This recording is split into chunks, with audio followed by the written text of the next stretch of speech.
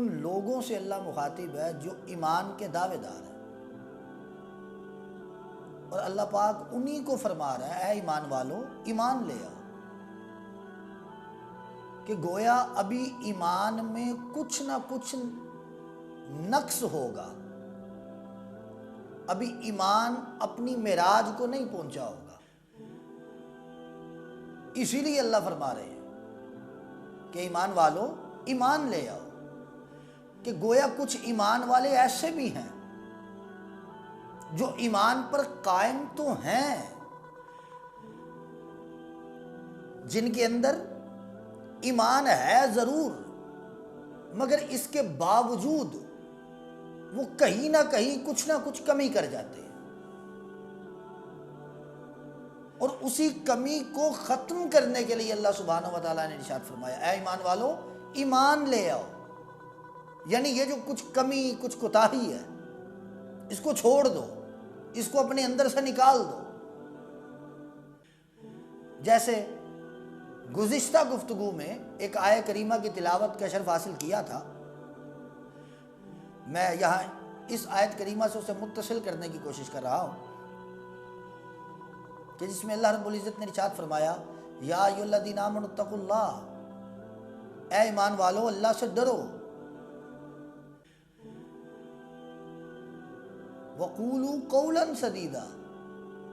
اور سیدھی صاف ستھری بات کرو۔ پھر ایک آیت کریمہ ہے جس میں یا ایھا الذین آمنوا کے بعد جو عنوان ہے وہ فرمایا جا رہا ہے وکونوا مع الصادقین، اور سچوں کے ساتھ ہو جاؤ۔ یعنی اگر ان تمام آیتوں کو درجہ بدرجہ دیکھیں تو یہ ایک دوسرے سے مربوط ہیں، ربط میں ہیں، کہ یہ فرمانا ایمان والو ایمان لے آؤ، یعنی یہ جو تھوڑی بہت گنجائش رہ جاتی ہے وہ یا سچ بولنے میں رہ جاتی ہے، کسی اور عمل میں رہ جاتی ہے، زبان کے استعمال میں رہ جاتی ہے، اخلاقیات میں رہ جاتی ہے، یعنی کہیں نہ کہیں کوئی نہ کوئی کمی جو رہ جاتی ہے، گویا اللہ پاک فرما یہ رہے ہیں اے ایمان والو اس کمی کو بھی ختم کر لو تاکہ تمہارا ایمان کامل ہو جائے۔ اور وہ کمیاں کوتاہیاں کیا ہیں؟ وہ ہماری روزمرہ زندگی میں ہیں۔ جیسے مثال کے طور پہ میں ایک حدیث مبارکہ ضرور عرض کرنا چاہوں گا کہ عن عبداللہ ابن مسعود رضی اللہ تعالی عنہ ان النبی صلی اللہ علیہ وآلہ وسلم قال سباب المسلم فسوق وقتالہ کفر۔ بڑی مختصر سی عبارت ہے، بڑی مختصر سی روایت ہے، اگر آپ چاہیں تو اس کو ناظرین زبانی بھی یاد کر سکتے ہیں، کہ حضرت عبداللہ ابن مسعود رضی اللہ تعالیٰ عنہ فرماتے ہیں، وہ روایت کرتے ہیں کہ آقا کریم صلی اللہ علیہ وسلم سرکار نے فرمایا سباب المسلم فسوق وقتالہ کفر، کہ مسلمان کو گالی دینا، مسلمان کو گالی دینا یہ فسق ہے، اور اس کو قتل کرنا یہ کفر ہے۔ اب آج اور اگر اسی پر قرآن کریم کی ایک اور آیہ مقدسہ جس میں اللہ سبحانہ و تعالیٰ ارشاد فرماتے ہیں وَمَنْ أَحْيَاهَا فَكَأَنَّمَا أَحْيَا النَّاسَ جَمِيعًا وَمَنْ قَتَلَ النَّاسَ فَكَأَنَّمَا قَتَلَ النَّاسَ جَمِيعًا، کہ جس نے ایک انسان کو زندگی دی گویا اس نے پوری انسانیت کو زندگی دی، جس نے کسی ایک کو قتل کیا اس نے پوری انسانیت کو قتل کر دیا۔ آج قتل کی بڑی بڑی قسمیں ہیں، لازمی نہیں کہ کسی کا گلا کاٹ دیا تو اس کو قتل کر دیا، کسی کو فائر کر کے قتل کر دیا، لازمی نہیں کہ کسی کے جذبات کسی کے جسم پر وار کر کے اس کی جان نکال دی جائے تو یہی قتل ہوتا ہے۔ قتل کی بڑی قسمیں ہیں، کسی کی عزت کو پامال کرنا اس کی عزت کا قتل ہے، کسی کے تشخص کو پامال کرنا اس کی شخصیت کا قتل ہے، کسی کے اخلاق کو پامال کرنا اس کی اخلاقیات کا قتل ہے۔ اگر روزمرہ زندگی میں دیکھیں کتنے سارے معاملات ایسے ہیں جن کو ہم قتل کرتے رہتے ہیں، کتنی ساری ایسی چیزیں ہیں جن کو ہم ختم کرتے رہتے ہیں، اور آج ایک عام رواج بن گیا ہے گالی نکالنا۔ کسی وقت میں، کسی دور میں ہوتا یہ تھا کہ گھر میں کوئی مہمان آیا تو چھوٹے بچے کو بلایا جاتا تھا اور بلا کے کہا جاتا تھا بیٹا ذرا یہ دعا سناؤ، اور اگلے انسان پر یہ امپیکٹ ڈالا جاتا تھا، یعنی یہ ایفیکٹیولی تھنگ ہوتی تھی کہ بچہ دعائیں سنا رہا ہے، صبح اٹھنے کی دعا سنائی جا رہی ہے، رات کو سونے کی دعا سنائی جا رہی ہے، کھانا کھانے کی دعا سنائی جا رہی ہے، کپڑے پہننے کی دعا سنائی جا رہی ہے، آئینہ دیکھنے کی دعا سنائی جا رہی ہے۔ یعنی یہ دعائیں بچے سنایا کرتے تھے اور لوگ ان کو دعائیں سن کے دعا دیتے تھے۔ لیکن آج ہمارے معاشرے میں کیا ہو گیا؟ چھوٹا بچہ اپنی توتلی زبان میں، دعا تو ایک طرف رہ گئی، وہ باہر سے گالی سیکھتا ہے، اور گھر والے خوش ہو کے چار دوستوں کو اکٹھا کر کے یہ بتاتے ہیں دیکھو ہمارا بیٹا کتنی پیاری گالی نکالتا ہے۔ یعنی جب بچپن سے ہی ان کے اندر فسق بھرا جا رہا ہے تو آپ یہ توقع کیسے کر سکتے ہیں کہ بڑے ہو کے وہ عزت کا قتل نہیں کریں گے؟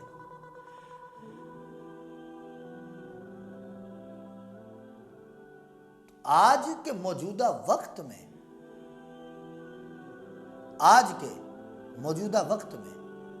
ہمیں ان باتوں کو سیکھنا ہوگا،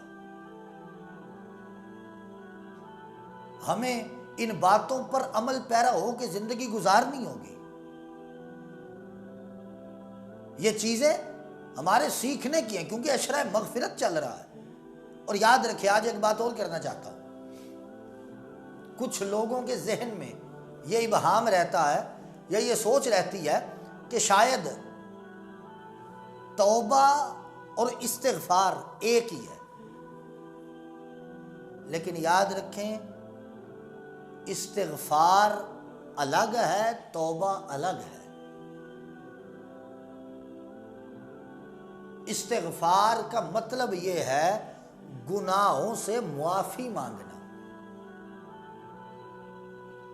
ہم لوگ جو استغفار کی تسبیح پڑھتے ہیں وہ کیا ہے؟ استغفر اللہ ربی من کل ذنب واتوب الیہ، یا کچھ پڑھتے ہیں استغفر اللہ ربی من کل ذنب واتوب علیہ، کچھ آئین کے ساتھ پڑھتے ہیں، کچھ الف کے ساتھ پڑھتے ہیں۔ لیکن اگر اس چیز کو سمجھا جائے تو استغفر اللہ کا کیا مطلب ہے؟ اے اللہ ہم تجھ سے معافی مانگتے ہیں، اور پھر واتوب علیہ اس کا کیا کہ تیری طرف یا تیری بارگاہ میں توبہ کرتے ہیں۔ اب معافی تو الگ سے مانگ لی اور توبہ الگ سے کی جا رہی ہے۔ اب اس ایک ہی تسبیح میں یہ تسبیح خود بتا رہی ہے استغفار الگ شے ہے، توبہ الگ بات ہے۔ اب ان دونوں کا فرق کیا ہے؟ ان دونوں کا فرق یہ ہے کہ استغفار کا مطلب یہ ہے کہ گناہ کی معافی مانگنا، اور پھر معافی جب طلب کر لی یہ ہے استغفار، اور توبہ یہ ہے کہ پھر کبھی وہ گناہ نہ کیا جائے۔ یہ جو گناہ کے بعد پھر گناہ، گناہ کے بعد پھر گناہ، گناہ کے بعد پھر گناہ ہوتا ہے، یہ ہے استغفار کی صورت۔ یا اللہ یہ گناہ معاف فرما دے، اگلی صبح اٹھے پھر کوئی گناہ ہو گیا، اللہ یہ معاف فرما دے، اگلی صبح اٹھے پھر گناہ ہوا، اللہ یہ گناہ معاف فرما دے۔ یعنی گناہوں کی معافی کا سلسلہ استغفار ہے، اور گناہ کو پھر ساری زندگی کبھی نہ کرنا یہ توبہ ہے۔ ہمیں تو توبہ و استغفار کے صحیح معنی کا بھی نہیں پتا۔ تو ناظرین یہ بڑی توجہ طلب بات ہے، یہ توبہ و استغفار، چونکہ مغفرت کا اشرہ ہے اور اسی ضمن میں یہ بات آ گئی، تو میں نے اس بات کو بیان کر دیا۔ میں جو گزارش کر رہا تھا کہ آج ہمارے گھروں میں بچوں کو بچپن سے بجائے نیکی، بردباری، تحمل مزاجی کہ ہم ان کو ٹالرنس سکھائیں، ٹالریٹ کریں، ہم ایتھیکلی ان کو لے کے چلیں، ان ساری چیزوں کے منافی ہم کئی طرح کے جو سوشل ایولز ہیں، معاشرتی برائیاں ہیں، اگر ہمارا بچہ وہ کرتا ہے، بجائے اس کے کہ ہم اسے ڈانٹ ڈپٹ کریں، ہم اس سے استفسار کریں، ہم اس سے پوچھیں، اسے منع کریں، بلکہ ہم جھگڑا اس کے ساتھ کرتے ہیں جس نے ہمارے بچے کو منع کیا ہوتا ہے، کہ تو کون ہوتا ہے ہمارے بچے کو منع کرنے والا۔ یہ فقدان ہے۔ آج اگر اساتذہ بچوں کی تربیت کے لیے ان کے ساتھ سخت برتاؤ سے پیش آئیں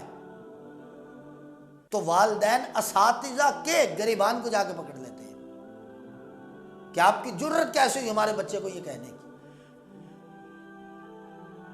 بھئی اگر اتنے ہی سمجھدار ہیں تو خود پڑھا لیں، اساتذہ کے پاس بھیجتے کیوں ہیں؟ اور یہی سب سے بڑا فقدان ہے کہ آج ہم بچپن سے ہی بچوں کی تربیت ایسی نہیں کرتے جس کی وجہ سے ہمیں خاطر خواہ نتائج نہیں ملتے، کہ فسق و فجور، گالی گلوچ، یہ سارا کچھ تو ہم بچپن سے اسے دے رہے ہیں، پھر کس طرح سے ہم اس چیز کو ایکسپیکٹ کر سکتے ہیں کہ بچے بڑے ہو کے اعلیٰ اخلاق کے مالک ہوں گے، اعلیٰ اخلاق سے متصف ہوں گے۔ تو استغفار کی اور مغفرت کی یہ بھی ایک کڑی ہے کہ اپنے گھر کے ماحول کو درست کریں۔ معافی مانگ، اس کی میں ایک مثال دوں، کمرہ گندا ہو، گند سے بھرا ہو، اور اس کمرے میں آپ نیا فرنیچر لا کے نہیں رکھیں گے۔ اگر بیڈ کے اوپر ڈسٹ پڑی ہے، اس کے اوپر کوئی شخص سفید چادر نہیں بچھائے گا، پہلے ڈسٹ کو صاف کیا جائے گا۔ یعنی اگر اپنے ایک ذاتی کمرے یا بستر کے لیے انسان اتنی احتیاط کرتا ہے تو آخرت کے لیے احتیاط کیوں نہیں کرتا؟ تو بس ضرورت اس امر کی ہے کہ گھروں سے فسق و فجور ختم کریں، پھر اللہ کے حضور استغفار کریں، پھر گھر امن کا گہوارہ بھی بنیں گے، اور اللہ رب العزت سے انشاءاللہ مغفرت اور بخشش کی صورت میں عزتیں اور عظمتیں بھی نصیب ہوں گی۔ تو دعا اللہ رب العزت کی بارگاہ میں اللہ پاک مجھے، آپ کو، ہم سب کو عمل کی توفیق عطا فرمائے۔ وآخر دعوانا الحمدللہ۔